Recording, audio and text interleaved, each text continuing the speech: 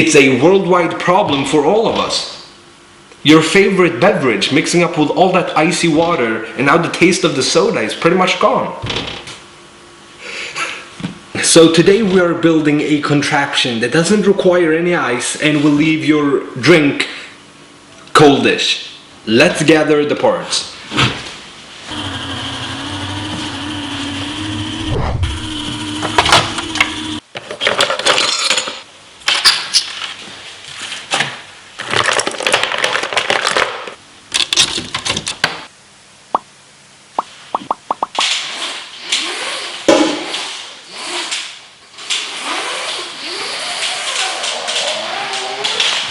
Hey guys, I hope you are doing great. I'm sorry for my low energy today, I'm a bit sick, but today is all very experimental. I mean, I'm pretty confident it works. It's just a question of how well will it work. Imagine you want to enjoy a cold beverage, you don't have access to ice, and I guess you could pop it in the freezer, but it would still take forever. So here is what I'm thinking. We grab two of these giant heat sinks and we put two Peltier or Peltier, however you want to pronounce that, on top of there, and then we put a water block on top of the Peltier modules. Just connect all the wires to a power supply. This one I stole from one of my 3D printers, and use a tubing to connect the water block, this one, to the bottle that contains the liquid, just like this. And we also need a second tubing that goes into the bottle, and the other end is connected to this water pump, no, air pump, and the pump generates a pressure inside the bottle that makes the soda travel through the tubing into the water block, and this one just fell down into that blue thing, goes all the way through, and out comes hopefully beautiful, cold, delicious Coke.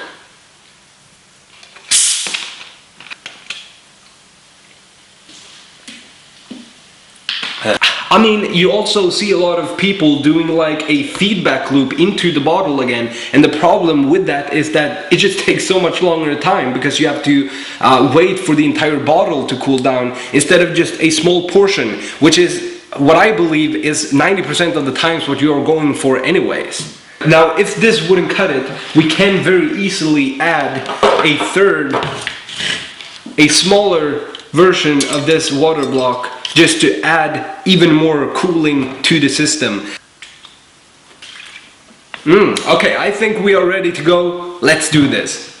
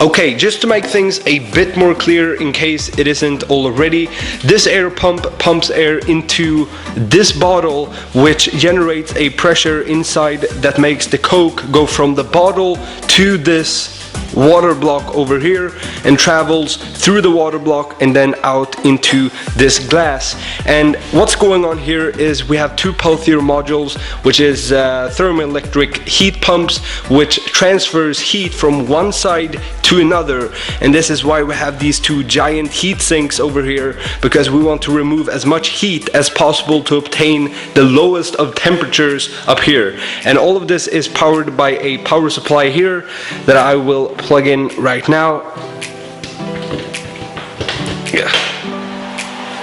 Okay, so all we have to do is wait for 5, maybe 10 minutes, and this should be a whole lot colder.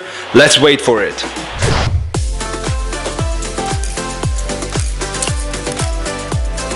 You could make a snowball out of all that snow. That's cold. Negative 17.5. Holy, that's cold. So I have the air pump wired to a switch, so whenever I press it, it activates and starts pumping. Oh, that was close. We have 20.6 in the room, and the Coke has been out here all day, so it really should be the same. 20 degrees Celsius. Okay, test number 1, let's go. Oh, that's too fast. That's way too fast. I think that could be a problem if the Coke is running all the way through the water block very quickly. It doesn't have time to cool down. So I attached these two shimmy shims just to slow down that flow, and hopefully that will give us better results. But we did reach 12 degrees Celsius, so there is definitely potential in this. Slower flow, test number 2, let's do it.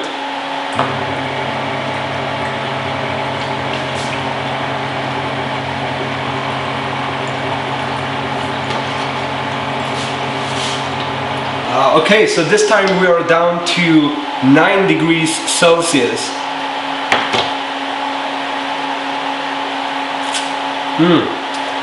Well, actually, let me do a quick taste test.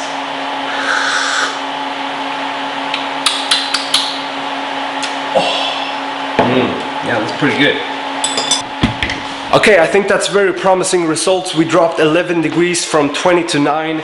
So let's add the smaller water block to the system, and hopefully that will give us the results we are looking for.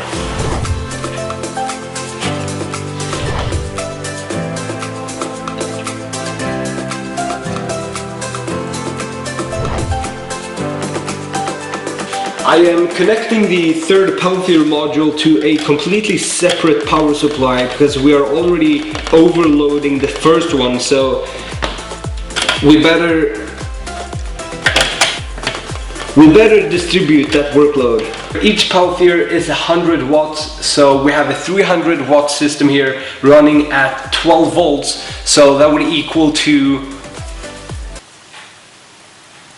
6.5 hours later. Yeah, 25 amps. So it's like the least inefficient way of doing... No, it's like the least efficient way of doing this, but it's one way and it's a lot of fun working with all that stuff. So here we go.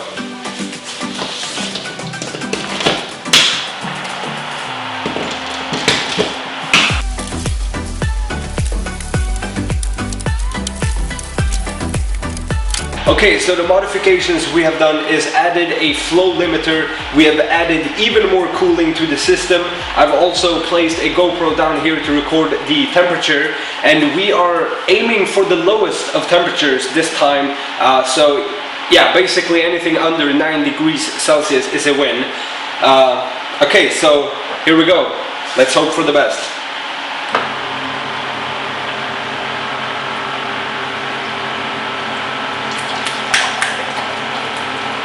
Okay, I can see the ice melting.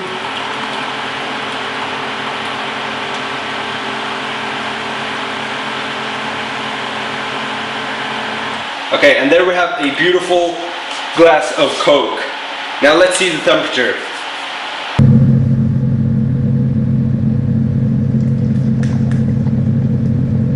Okay, I can see the ice melting.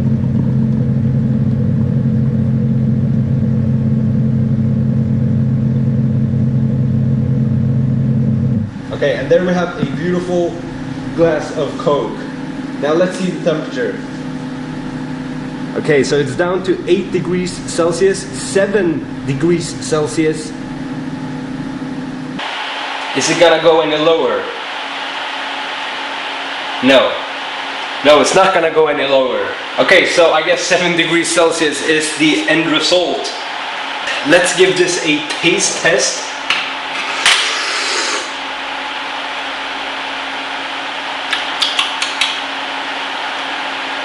Very nice. So we went from 20 degrees all the way down to 7 degrees, and that's a drop of 13 degrees Celsius, which I think is respectable. It might not be the ice cold drink that everyone dreams about, but it's good enough. Clearly, it's good enough. Ah, beautiful. I mean, what we have made is a soda dispenser, but we also went to the next level and added a feature that allows us to cool the drink. And I mean, isn't that what we have always dreamed of? I'll definitely make a second video of this project with a more polished version of this. I want to wait for the giant cooling block that I had to pre-order. But that's it for today. I hope you did enjoy watching this, and consider subscribing if you haven't already. And I will see you again very, very soon. Have an awesome day. Bye.